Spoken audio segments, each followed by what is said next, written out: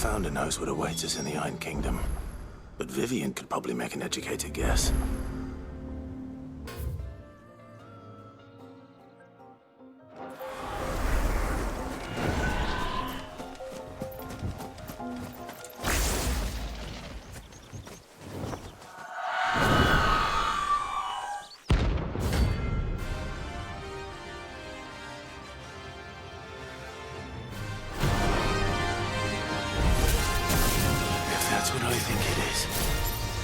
This isn't gonna be easy.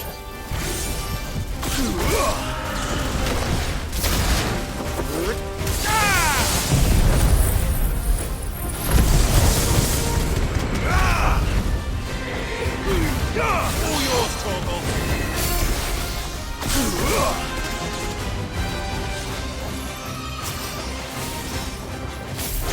Go, Torgal.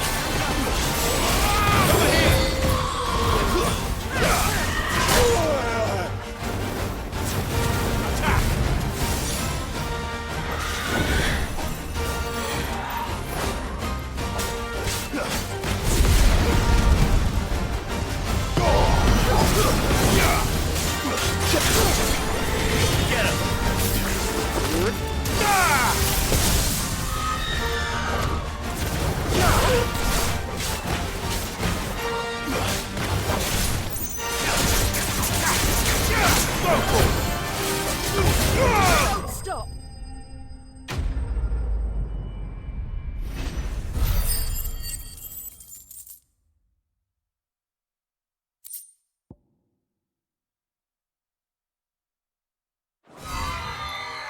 Rest well.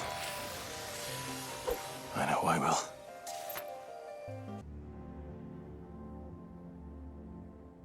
Heard about us, Not enough.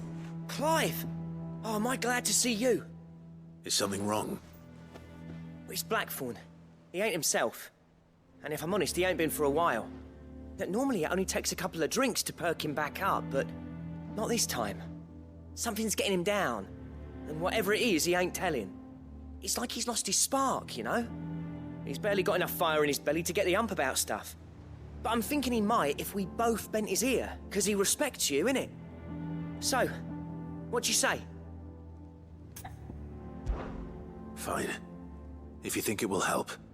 I knew you'd understand. But if he doesn't want to talk, we let him be. He'll open up when he's ready. All right. Now, he'll only smell a rat if we both turn up at once. So, I'll go first, and you can meet us at the forge. Wait a bit, then head over when you're ready.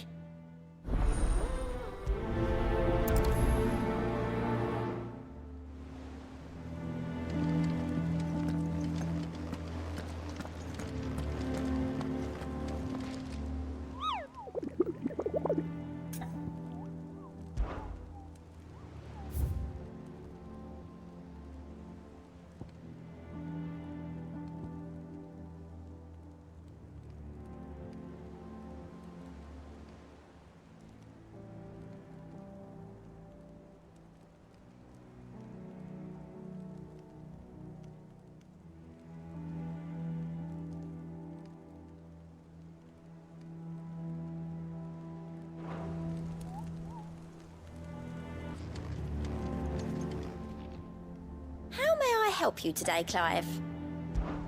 Is everything we've received and everything promised. Here you are.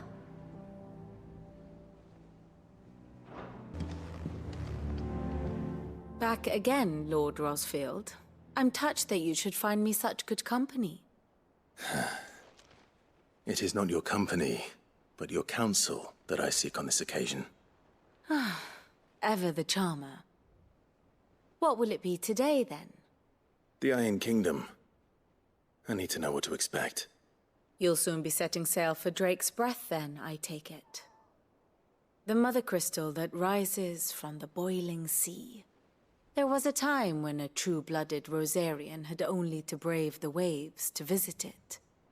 But then the Ironblood made their move.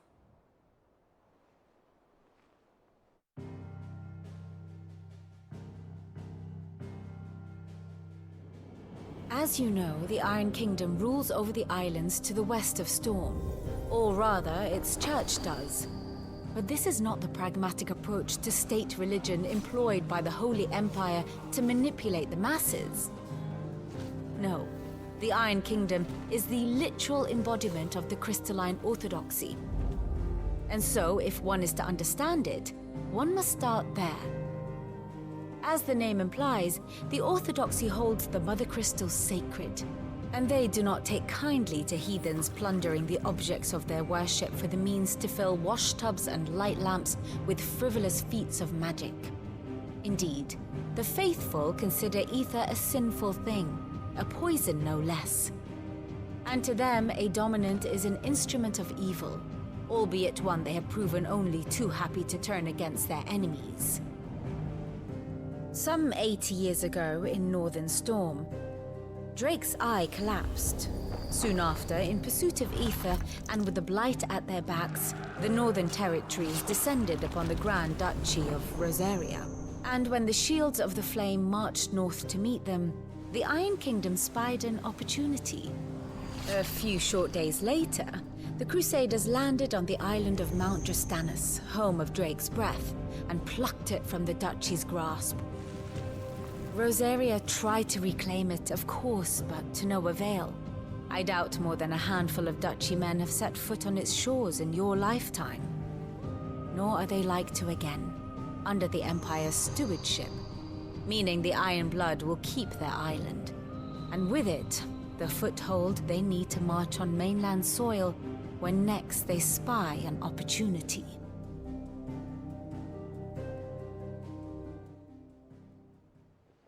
The Mother Crystal is both the object of the Iron Blood's worship and their gateway to the continent, making Drastanus the holiest of holy grounds, from which the Orthodox Crusade shall one day sail forth to claim the remaining Mother Crystals, or die trying. My father and my grandfather both traded blows with the Iron Blood for control of Drake's Breath. Had things unfolded differently at Phoenix Gate, we would have sent our entire fleet against them. But instead, they sent their fleet against Rosaria, sacked the capital, killed the men, and captured the women, including Jill.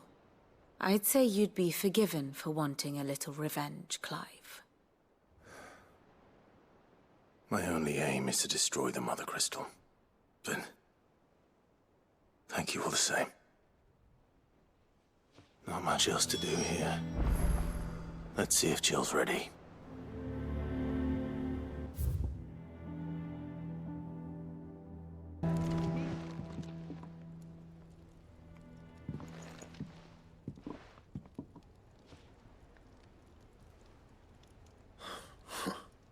First August, and now you.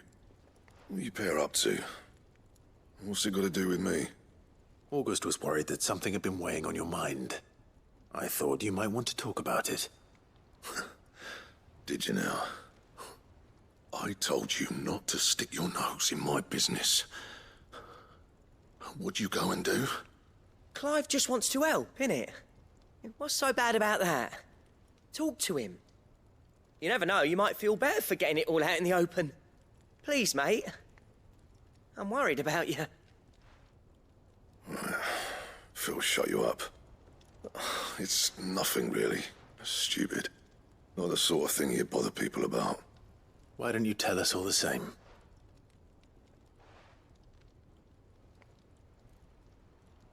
Karen and I have an arrangement. I keep an eye on Goots, and she shows me what the competition's up to. Interesting arms and armor, things like that. Anyway, the other day, she shows me a cuirass she's come by. Masterpiece of level work. Light, supple, and tougher than it had any right to be. Made my stuff look like heavy, clumsy shit. I should have brought the bastard thing there and then just to study it, but I was too proud. And now every time I reach for my hammer, I'm reminded that I'm not the craftsman I thought I was. There. You happy? You got what you came for? Now piss off. All right. We're going.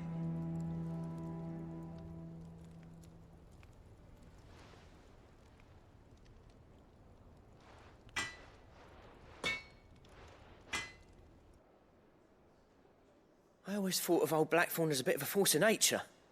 Like a storm cloud full of hail. Didn't think anything could rattle him. Least of all a stupid piece of leather. Blackthorn's always taken pride in his craft. Questioning it means questioning himself. Something tells me this is only going to get worse. If he has doubts, it will affect his work, which will only add to his problems. We need to nip this in the bud. I couldn't agree more. He said he should have bought that cuirass. Perhaps we should track it down for him. Assuming you're happy to help, that is. Too bloody right I am. Glad to hear it. First things first, then. We need to speak to Karen.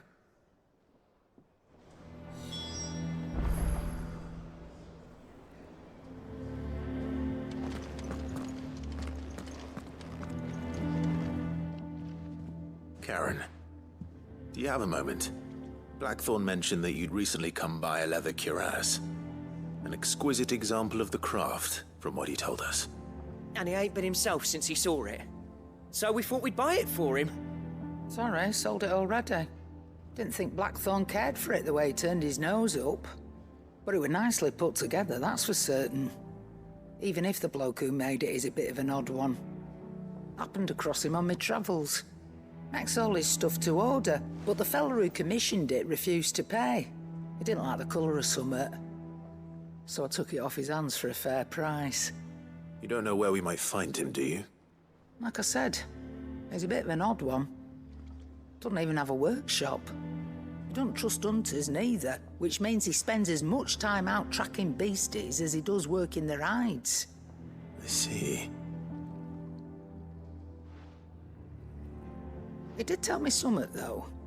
Apparently, his next commission's for a set of griffin hide greaves. Here, there's a griffin on the hunt board. The curse breakers were placing bets on who'd bag it. Now, where the bleeding hell was it sighted? Somewhere in Sambrec, maybe? Care Northern, that was it. Thank you, Karen. We'd be lost without you. At least you admit it. So, it sounds like going after that griffin might be the best chance we have of finding our roaming leatherworker. I'll leave the hunting to you if you don't mind. While you get on with that, I'll ask around the markets. See if I can't sniff out who he is and where he's hiding. Good idea. Hopefully one of us will be able to track him down. I didn't take you for a scholar, Ivan. Oh, this? Well, it's Valisthea, a culinary pilgrimage. I borrowed it from old tomes. Seems there's no creature in the realm so foul it can't be cooked up into something delicious. Think I'll stick to the unfoul ones, thanks.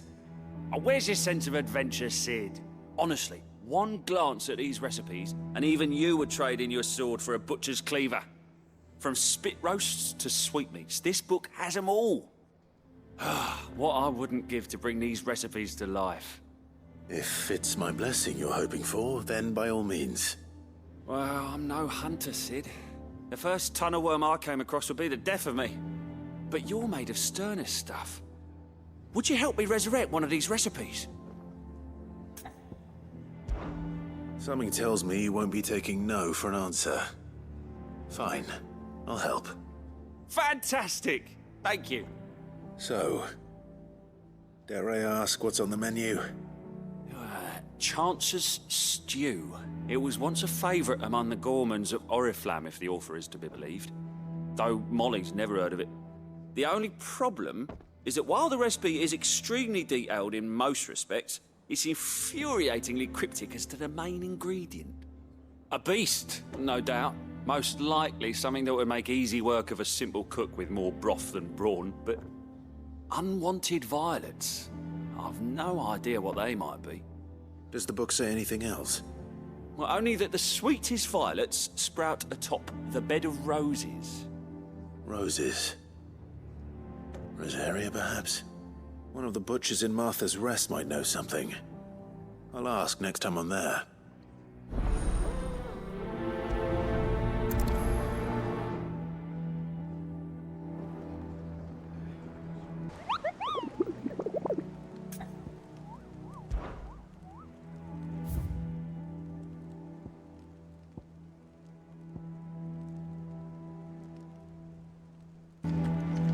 It will be over soon. One way or another. You ready? I think so. Jill. When you told me you had to come to terms with your past, you weren't talking about destroying Drake's breath, were you? No. I spoke of Imran, the leader of the Crystalline Orthodox. The man who made me do all those unspeakable things. I'm going to kill him. It's what I need to do to put the past behind me. What I need to move forward. And I know that I can do it. If you're there beside me. Always. And I'll be beside you, too. We'll bring down the Mother Crystal together. All while Sid looks on. We'll make him proud.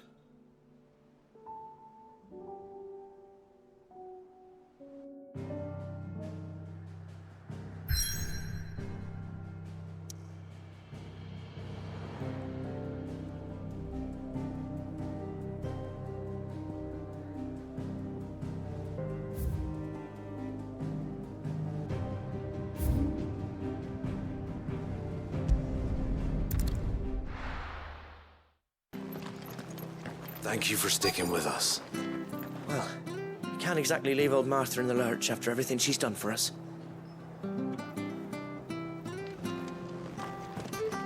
Those of us who are still here have to look after each other, don't we? So, welcome. Times may be hard, but if you got the gill, I got the goods. What can I do you for? Unwanted violets, if you have them. Though I'd gladly settle for learning what they are if you don't. Boy, I haven't heard folk call them that since I was a lad. You're looking for scorpion tails. Unwanted violets is what folk used to call them back in the day. They turn a wicked purple when you boil them up, hence the name. Used to chuck them in the pot when there weren't nothing else on offer, when there was a war on, that sort of thing. Thankfully, times aren't yet as hard as that.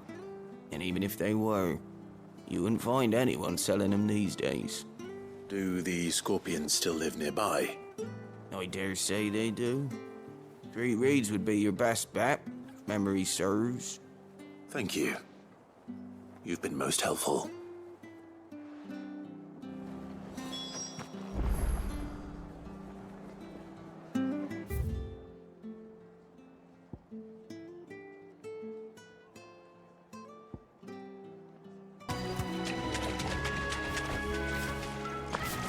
Scorpions. At least I know what I'm up against.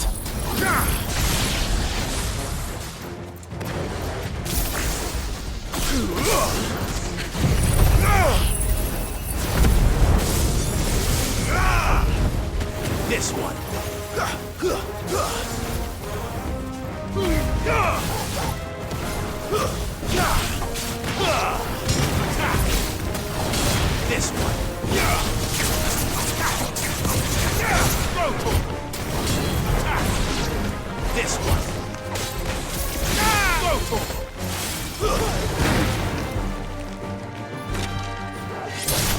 You're finished!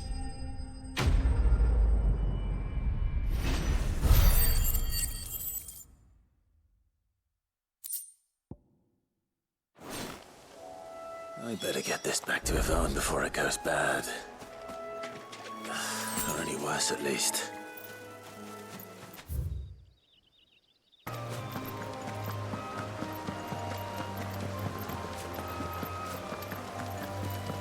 Griffins don't exactly make for easy prey. Let's hope our craftsman hasn't bitten off more than he can chew.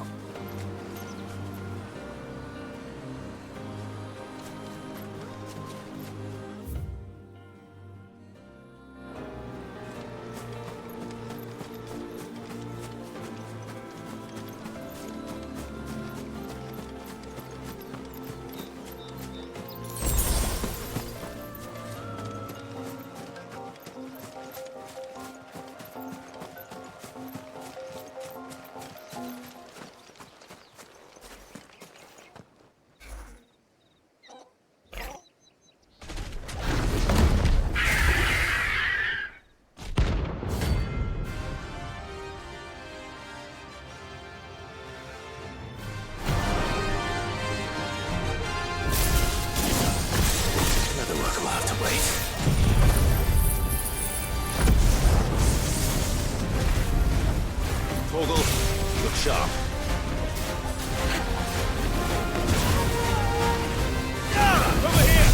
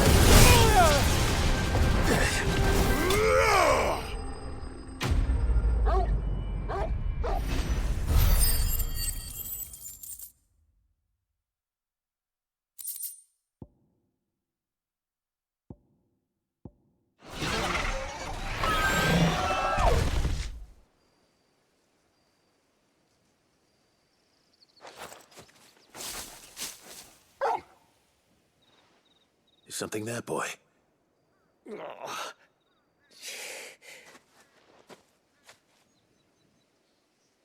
Could that be our man?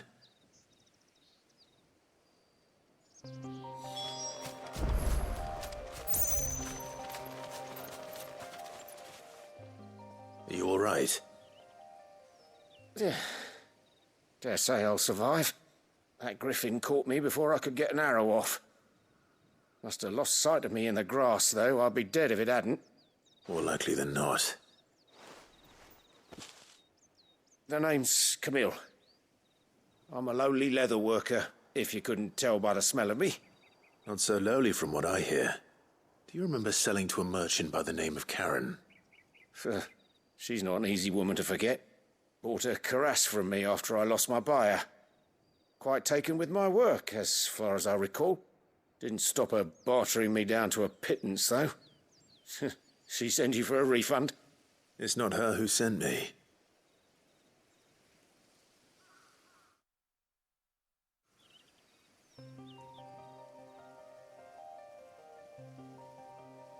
Well, consider me flattered. You should be. He's a master of his art, and not an easy man to impress. Blacksmiths are proud folk. It's a rare thing indeed for one to praise a glorified tanner. And I don't imagine an impressive swordsman like yourself would be getting your steel from any but the best. I'd dearly love to help a fellow craftsman, but... Well, actually, I suppose you could give him this. What is it? Treated leather. Same stuff I used to make that cuirass. If your man's as skilled as he sounds, he'll know what he's looking at. You sure? Well, you did save my life. And thanks to you, I'll be going home with all the griffin hide I can carry. I'd say it's the least I can do. Short of showing him how to make the thing myself, that is. But there are rules against it. Secrets of the trade and whatnot. In that case, I'll see that he gets it. I'd be much obliged if you would. Right, I've got some greaves to make. You send your blacksmith my regards. Will do. And thank you.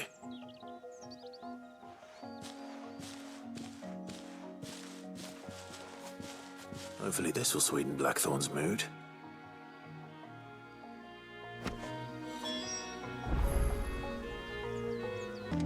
That monster's taken quite a liking to Lady Karen. And with a bit of luck, Clive might even find the geezer. Bloody busybodies, the both of you. How'd it go, Clive? Did you find him, or does the hunt continue? I found him. And he asked me to give you this, along with his regards.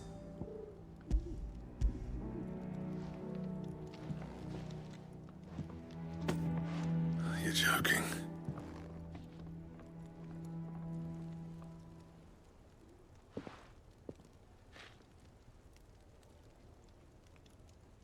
He said he wouldn't teach you how to work it, but that if you were as skilled as you sounded, you'd have no trouble understanding how it was done.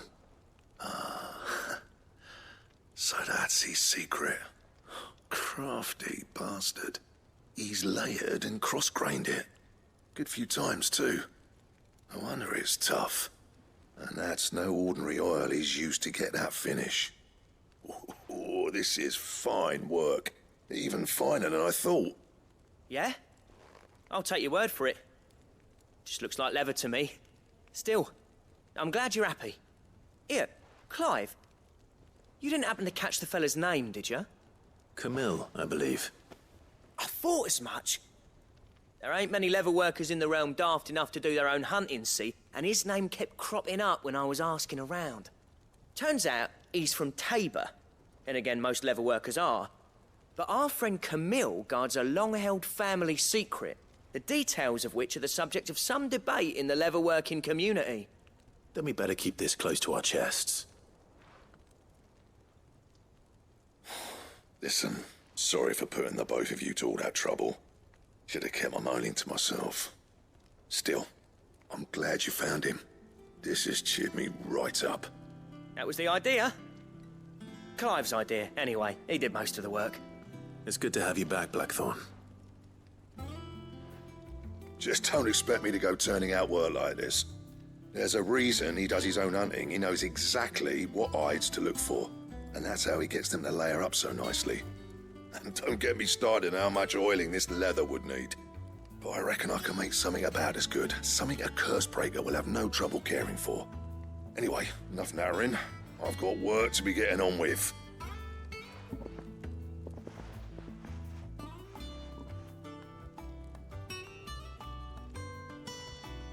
Looks like we won't be needing a new blacksmith. As if there was a better one out there. Nah, it wouldn't have been the same anyway. No one spins a yarn like old Blackthorn in his cups. Right, now that's sorted, I've got duties to attend to. Thanks, Clive. You've given me my mate back.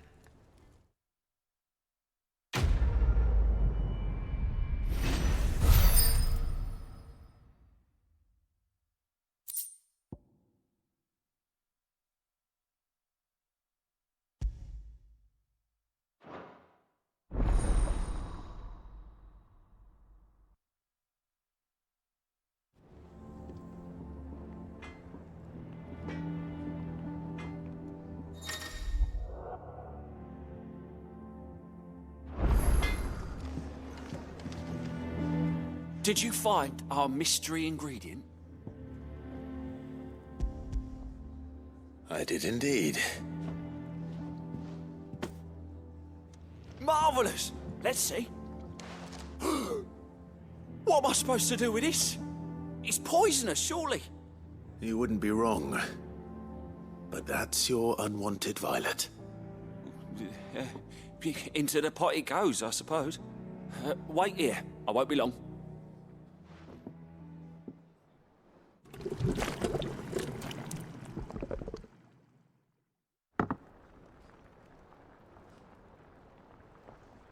I present Chance's Stew, risen once again from the ashes of obscurity. Grab a spoon, Sid. Let's eat while it's hot. I'm, not hungry. Well, it'll be too late once I've licked the bowl clean. Your loss.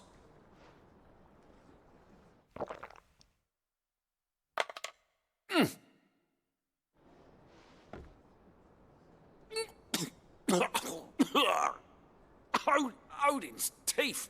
What an assault on the senses. It's like choking on swamp water. And yet, up through the pungency, there rise complex, meaty notes. It takes a moment to recover from such an onslaught of flavours, but never have I tasted anything so fine. Thank you, Sid. Thank you. You're, welcome. I must share this gift. I won't rest until a steaming bowl of Chance's stew sits before everyone in the hideaway. A single mouthful, and Molly will be breeding scorpions of her own. I'm sure she will.